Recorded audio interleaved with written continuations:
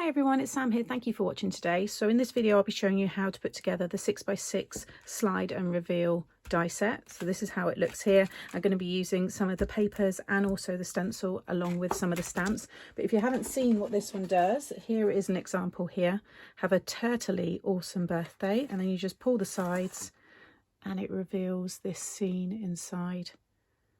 I have lots of other samples as well, and I will share the actual release video just here, so you'll be able to have a look there. There's tons of different ways that you can use these, so have a look at that video because there's lots of inspiration there. And also, if you want, there's a 5x7 size, and that video will be up as well. And this is how it looks, and then you just pull the sides, and this one has the dolphin. So there's quite a few different sea characters that you can use, and in that video, along with the Craft Stash launch, which I'll also link below in the description box, you'll be able to see the cards that I made there as well. So you should have lots of inspiration. But we're going to get started with this one first. So I've already gone ahead and cut everything, and I'll talk you through all of the pieces. So I'll just take everything out. Okay, so you get 7 dies in the set. So first of all, you want to cut your frame, which is this one here. So I've die cut 2 and stuck them together, and I've used the Collall clear construction glue. As you can see now, that's nice and strong. So get that one ready. Choose your colours. I've gone for this hot pink because it's going to pull out some of the like pinky colours that are in the papers there. So you've got one of the frame. You'll then want to cut yourself 2 of the side panel, which is this one here. So cut 2 of these, and you'll see there's these kind of indication marks here of where the score lines are. So they just faintly show up there. And what I then like to do is just get my scoreboard and just find where the tracks are and just go over those, and this way you'll get that perfect fold and you won't get any of the any cracking or anything.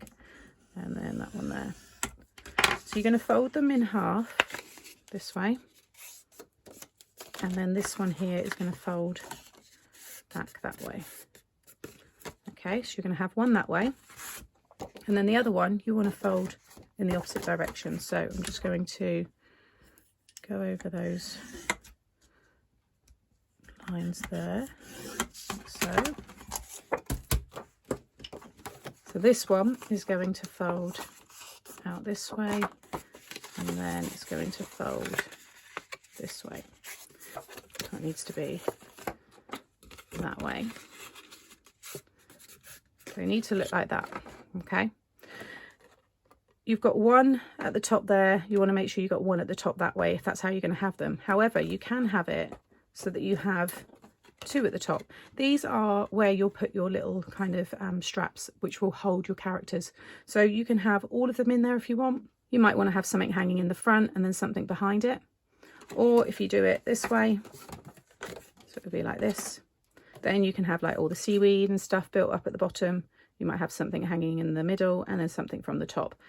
Most of them I've used the top and then something on the bottom, but the fun thing is that you can, you know, do this however you want, but just make sure that they're both the same. So if you've got one at the top, you have to have one at the top there, otherwise they won't link up. So get your 2 side pieces. The cardstock I'm using, this is the Craft Perfect by Tonic Studios, so it's about 220 GSM. And that's the same with the pink there, but I did layer that on some 300 GSM white card. You've got 2 of the side bits, you've got your frame, and then we've got these ones here. So this one is for the back of the card. So I've actually cut one piece in this blue and then one in white. I'm actually going to do some stenciling on this and create like a silhouette background, and then that's for the back so that I can write my message. Okay, so 2 in that one there. And then with this one here, I've cut myself 2 in the pink. These are for the back of this part here, so they're in white in this one, and then it's yellow card on the front. So I've got 2 in pink, and then I've cut 2 with the papers. So the papers are 8x8, so you can choose, you know, different parts of the scenes that you want to use, but we needed it to work across the 5x7, so the 7-inch width, and also then for the 6x6. But you can see here you've got 4 each of 6 designs, so some really nice ones there. But what I did is when you close, if I show you this one again here, when this closes, it completes that scene. So you can see it's that whole scene there. And then again, when it opens, you've got more going on. So you'll see here there's that seam. So when that closes, that's what you're going to see. So with your papers, you just want to make sure. So for example, let's get one that's got a lot of design, this one here. With this die cut right down in the corner, for example, and then you want to trim a little bit of that off so it would fit through your standard machine. All of this will die cut through your standard machine, by the way, but trim enough off, you know, you want to make sure you can get two side by side. But I just die cut, ran that through, and then where that cuts exactly on the line, I just sat that right next to it and kind of like clipped it next to it and then pass it through, and then you'll get those two pieces that will join perfectly. I mean, you could just cut it as well with your trimmer if you want, but that's how I got the perfect kind of join there.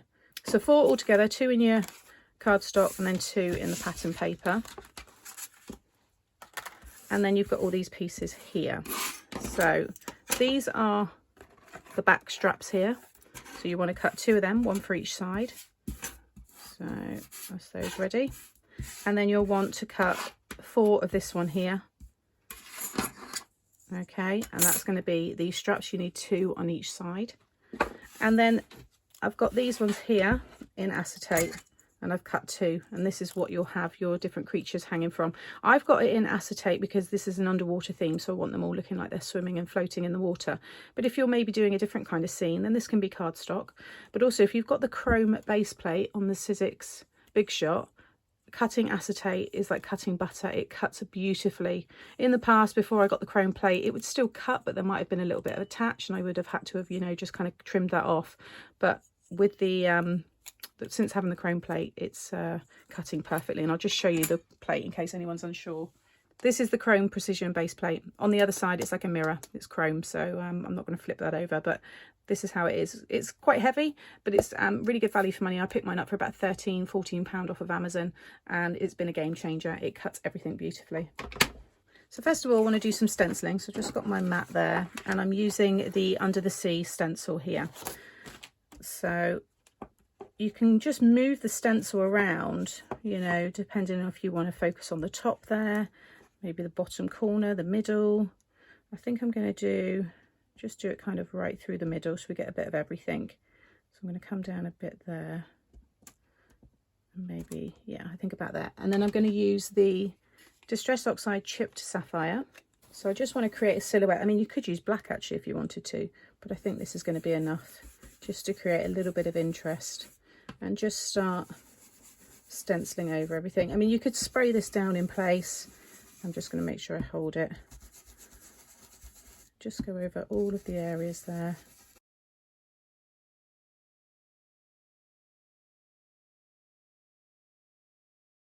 I'm just going to go over with some black as well, because I just want to make sure it is going to pick up.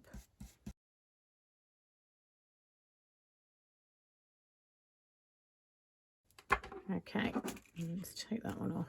There we go. I just hold that one up so you can see it a bit better. You can see there, you just get a really nice, subtle kind of background. Obviously, if this was on, for example, white cardstock, like that one, you can see how that really does pop. And I've got another example here, actually.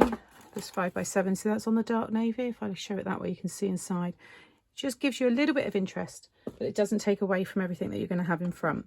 And next we want to attach these pieces here. So you're going to stick down the tab so that it lines up with the edge of that square, like so. Okay, so just run the glue all down the tab, like so. Pop it on its side and just lay that one over the top. Give that a good burnish, and then just fold it back and burnish it the same way. Okay, so we can see how we've got that first one attached, and then you want to repeat that with the other side. So now we've got something like this. Then I want to take these ones here,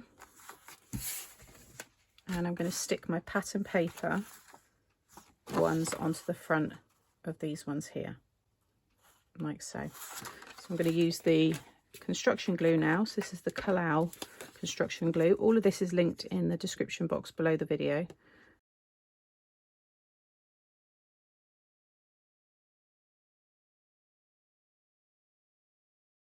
Now when I bring those together, you can see I've got the seam that joins. Next you want to take these 4 strips here, and you'll see they will emboss ever so slightly a little line there. On that line I just like to wrap it around my pokey tool, because we want to create this space in between like this, so that the doors can slide. And then again just wrap it around where that fold is like this. Okay, so just do that on all of them.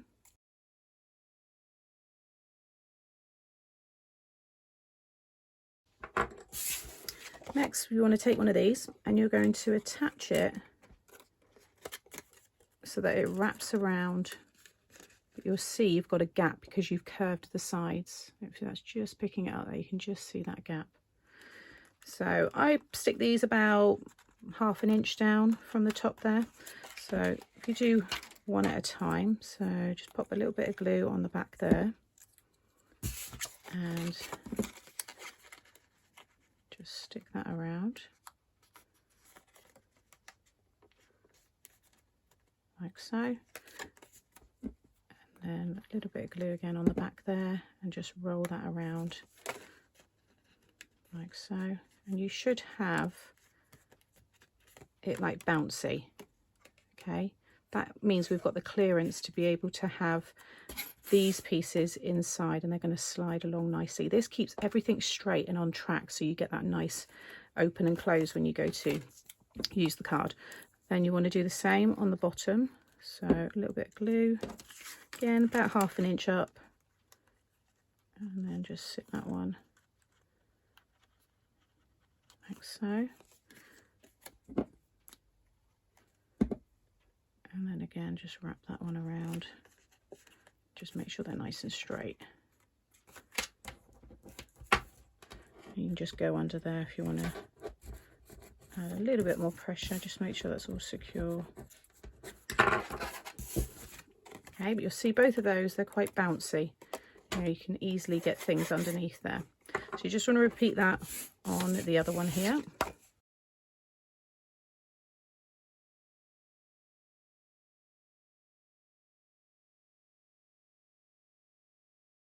Okay, so now we're going to stick these onto the back here.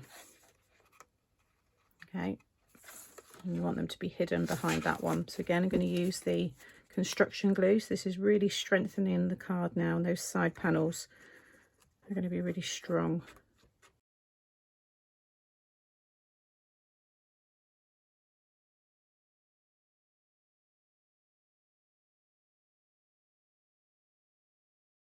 Okay, whilst that's drying, next you want these ones here, and you're going to do the same. There will be a line at the end here. I'm just going to sit my pokey tool over the top so it wraps around, and again at this end here.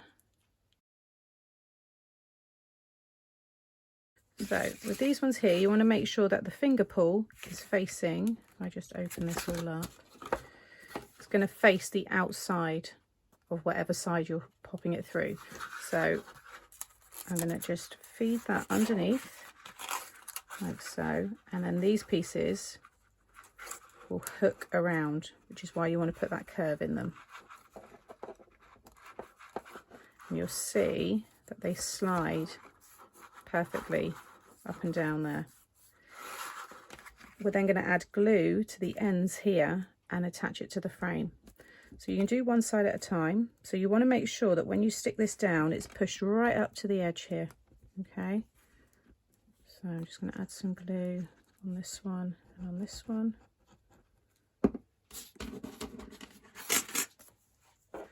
And then I'm going to sit this down. So this is all that holds the whole thing together. It's just these two corners. Keep that nice and straight, like so. You see already that's all contained, so we can pull that piece out like so. And then I'm just going to flip that over, put this one through. Again, let it hook over the sides and just wrap that around. Flip it back. Just open that one out that way, and then you can focus on this side. So again, make sure they're right up to the edge. A little bit of glue. Use red tape here if you would prefer, and then bring that one over. See, already it's sliding through there, so you know it's moving how we need it to be. In fact, keep that down. And then just let that fall into its shape, because that's falling now where it needs to be. You'll see now it's all locked in, and now it won't pop out. So let's just test it. It's got such a nice movement because it's all on track. You know, it can't go off anywhere else other than where you push and pull. So that is now ready for us to start decorating. You can see it stands up really nicely. So I like to, and I say this a lot when I get my stamps and dies, I like to go and get them all ready first. So I've got all the die cut pieces here, and I've got a separate video showing you how to build your dies. So for example, you've got the shipwreck here, which I think I'm actually going to use in this one because you'll really see it. So we'll use one of those, and I think we'll use the fishing net as well. Yeah, I think we'll have that one on the front. And we've got the shell there, the treasure chest. Maybe let's just do everything on this one. Yeah, I think the treasure chest could work well. I don't want to use the lighter one. Got quite a few here. Let's go for this one here. We've got the wooden plank. We use one of those as well. And that's all from this die set here. So, you know, start, you know, pulling out all the pieces you want to use. I've got some of the seaweed here. Again, I show you how to use all that. And then you've got your two stamp and die combos. So you've got your Under the Sea and you've got your Riding the Waves. So for this one, I think I'm going to do the octopus. I think the octopus is going to look really good in the middle of that one. And then maybe we'll use the baby octopus as well. And then we've got the fish and everything from that set. So I'm going to use Under the Sea, and then in the 5x7 I'll use the Riding the Waves. So this is now where you'll want your acetate strips, and you've got like a T-bar shape. If I get it against, there we go, you can see here. So you've got this T-bar. You just want to fold the sides over, and then again there. So if I just hold that up, you only need to do this on one end. Can you see I've just folded those over, but fold them right round, because you now want to slide it through here. So decide where you want it now. I'm going to add a little bit of tape to the head, so this one hangs right down. So I'm actually going to attach this and use the very top slots here. So just all the way through, and then all the way through to the other side, and then open up what you've just folded in, and that will stop that now from sliding out. You can see how that's sitting along the top there. Okay, and then with this one here, I just add a little bit of red tape, and you'll see how it will hang down. Okay, so I've just popped a little bit of tape just along the top there, and then I'm just going to sit that in the middle like so. So now that hangs down. What you need to check is each time is when you close your card that all hides within there, because you can see when this piece closes, for example there, you can see where the slots are each side. That's the width that you could stick something, for example, in that area there. So as long as you use a small amount of tape, you can actually get bigger, you know, creatures in there. And then I can get the other one, and this one I think I'm going to have along the front bottom. So again, just fold over those sides, slide it through,